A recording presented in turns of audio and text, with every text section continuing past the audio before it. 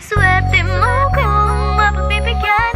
Ingatan mo pag-ibig na Isang kakaibig, kakaibig, kakaibig, kakaibig.